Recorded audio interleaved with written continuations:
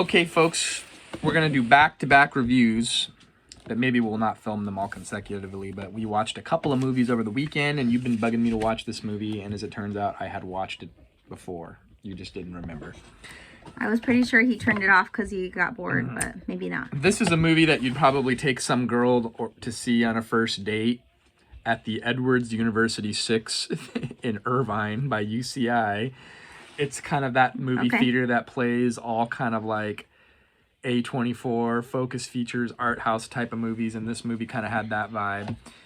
2015, Hello, My Name is Doris, starring Sally Field and another guy. The guy from New Girl. One of the main guys Max from the show New Girl. Greenfield plays the love interest. There you go. So this movie was originally a short film written by a lady named Laura Taruso. Then she co-wrote this feature-length film, which has an hour and 35-minute runtime with the director, Mike Showalter. He directed that movie, The Big Sick. Remember that one movie with the guy who's Arabic and he dates that one white girl, and it's like a pretty cute movie. Yeah, he directed that. Movie. He directed that movie. Oh, okay. So this movie was quite successful for an independent kind of art house film. It had a $1 million budget, and it went on to gross $14.7 million at the box office. It is classified as a coming-of-age romantic comedy. And basically the premise of the movie is the Sally Field character, Doris, was lost in love in the 60s, and she basically just becomes an old maid taking care of her aging mother. And she works for a magazine publisher, I think. Yeah, something like that. They're all like hip and new, and she's been there a long time. And then they bring in this new guy, this guy from New Girl, John Fremont is his name in the movie. And she's instantly smitten with him. If you've seen the show Scrubs, how they have a lot of JD's character goes into these thought sequences where and he's he imagining imagines scenarios. Things. She does that all the time, except it's with this guy, John Fremont, because she just has a huge crush on him and thinks he's really cool. But that doesn't, Scrubs kind of differentiates when he's having his imaginary times. He'll go like that. This just kind of doesn't really separate, like, wait, what just happened? Was that real? Does that not real? And then after the fact, you realize it. Yeah, that's true. And that's what makes it kind of interesting, is that you're kind of confused. Like, wait, is this scene really happening? Is he really lifting her onto the copy machine and kissing her violently? It's basically a May-December type of situation, because she's like in her late 60s and he's like this young guy in his like late 20s, early 30s. She's old enough to be his mom. The movie takes place in Manhattan, although I could tell that it was not filmed in Manhattan. They used some like aerial footage, but it was filmed in LA. He can always tell. And like they use this house that does not look like an East Coast house. It looks like a South LA house. She's like very cute and trendy. She always wears like these different colored bows, and then she'll wear like vintage clothes, and I don't know. You have to see it. Like, she just is cool. And so I liked the whole premise of the movie, because to me the movie is not so much about her romance with that guy as it is about like she won't leave the childhood home after the mom dies, and there's the brother is supposed to be co-inheritor, and there's this whole conflict where she's kind of a hoarder just like her mom was, and she's like living in the past and she like won't move on with her life, and she's stuck in the childhood home in this cocoon of crap. And to me it's just kind of like a movie about moving on and letting go of the things that maybe were holding her back. Yeah. So I liked that part of the movie. Yeah, I liked that as well. There was a lot of, to me, this is like, probably you feel the same way. To me, there was like, this movie is rated R, and there is like so much unnecessary profanity. I feel like this movie could have easily have been PG-13 without all the profanity. Yeah, the profanity. It was unnecessary. She goes to a concert by the artist that he loves, his favorite artist. So, because her friend's granddaughter says, you know, find things that he likes and find common ground with him. So she pretends to like this band that he loves. She creeps on his Facebook and sees what his favorite music is. Yeah. So then she shows up at the concert thinking that he'll probably be there, and he's there.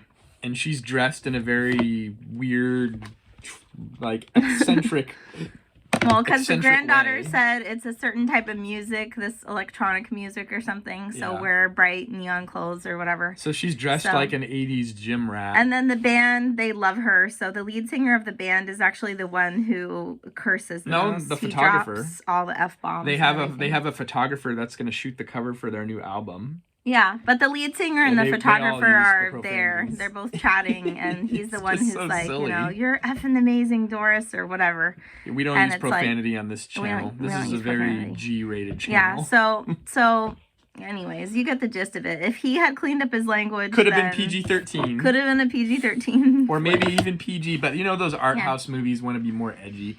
Yeah. So and it's neat because she has a crush on him and stuff like that. But besides that, he kind of brings her into his inner circle of friends. Yeah. And that's what kind of draws her out of the hoarding and the depression from her mom dying. Yeah, she was really close with her mom. And there's just one scene that really grips at your heartstrings because she's telling her brother, like, she let her brother be the one he said he went off and went to school and got like a business degree and started his own business, and she was in love with the guy, and they were going to get married, but he wanted to move to Flagstaff. And she couldn't leave her mother because she promised her brother. The backstory is that when they were kids, their father left the family, so she didn't want to leave the mom all alone. Yeah, and she had promised the brother that he could go do his dreams, and then she never did what she wanted to do. That's why she breaks down crying at one point. She never found love in her whole... She found love, but she gave it away, and she was telling her brother, like, I could have had those things. I could have had a successful business. I could have fallen in love, because he got married, and his wife is absolutely horrible. Yeah. But anyways, if it wasn't for the wife being mean, then, she probably would have gotten a lot more cleaned out, but... if you've ever watched the show Hoarders, there's a little bit of an overlap with that type of a thing. I feel like her house wasn't quite that. We're gonna go. Bad, can I give some spoilers? Because this movie's old. I want to say there's the one thing that I did not like about this movie is the guy that she's pining after, the much younger coworker that's played by Max Greenfield. He meets a girl. And they're falling in love, and she goes online and sabotages their relationship. She is drunk at the time, and it never really addresses that again. It never shows. Did they restore the relationship? I don't think so. It doesn't show that really. No, but she confesses it another time when she's drunk. I would have liked to see they're getting back together and it was a mistake or a misunderstanding. Yeah, but then he kind of just says, I really liked that girl. Why'd you do that? It's not right. It's kind of I feel like resolved. That's just kind of a dumb story. All right, since we're giving away spoilers, it ends in a very cool way, I feel like, because it leaves it very open-ended. So. But then now we're looking at the DVD and it says there's an alternate... an alternate opening. Oh, alternate opening, so not alternate ending. Yeah, it kind of leaves the movie open-ended, you pick what happens in your mind, so... And I kind of I appreciate that because it's kind of like what we read about David Lynch and how he doesn't really finalize Twin Peaks, even the revival, because he wants you to be thinking about, it loses its relevancy if they just give you the ending, right? Yeah. So it kind of just leaves it open-ended, so then you can kind of ponder, well, what ended up happening to her? Personally, I would have liked more closure. You see her allegedly sell the childhood home and clean it out by the end of the movie, but does she retire? She quits her job. She's moving on. Where does she go? We leave it open-ended for the viewer to kind of think about. It kind of leaves it open-ended as far as, are they still going to be friends and hang out anymore after she kind of sabotaged that relationship? Is he going to, forgive her or whatever? Or are they just going to go their separate ways? So, I don't know. I really like that it leaves it open to your imagination to decide, what you think happens. And I really like the soundtrack. I don't know, it's just something about that early 2000s, mid 2000s 9 vibe. Years ago, yeah. Mid 2000s vibe. I don't know, especially the song at the very end of the movie. I had to go on YouTube and find that song, and then once I got there, all these other people were like, "Oh, are you here because of the Doris movie?" Me too. So everybody loved that song. So it has a good soundtrack. And didn't you find this out by watching kind of another art house movie, and it was recommended in the trailers? How did you find out about this movie? Did you pick this maybe. up? I don't know. Did you I don't pick remember. This up at the Dollar Store? It might have been a Dollar Tree, honestly. Yeah, the Dollar Tree or Big Lots, they'll sell like random DVDs like this for $3. But honestly, for that type of a movie, it's pretty good. I just feel like, it's weird that it's coming of age at her age, but kind of. I guess she put her whole life on hold. Yeah, I guess it just kind of shows that however old you are, you still might have some growing to do, and you can still start over and make a new life for yourself, and I like that. So let's dive into the reviews. Rotten Tomatoes gives this movie 85%, and there really isn't a whole lot on this movie on Wikipedia. It's kind of a brief little summarization. IMDb 6.6 out of 10. What do you give it on a 1 to 5? I really like this movie. I don't know. I give it a 4 out of 5, maybe. I don't know. Maybe, yeah, I think I'm 4 out of 5. I really like it. It won some type of award, it looks like. No, it was Audience Award winner. Audience Award. Yeah, 2015. It's okay for me. I liked parts of the movie, but it's just, I don't know. Is it going to be like a classic in my mind? Probably not. Yeah, so maybe not 4 out of 5. I'm 3 out of 5.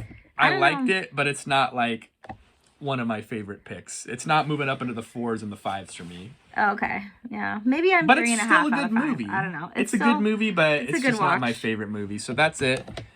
Hello, my name is Doris.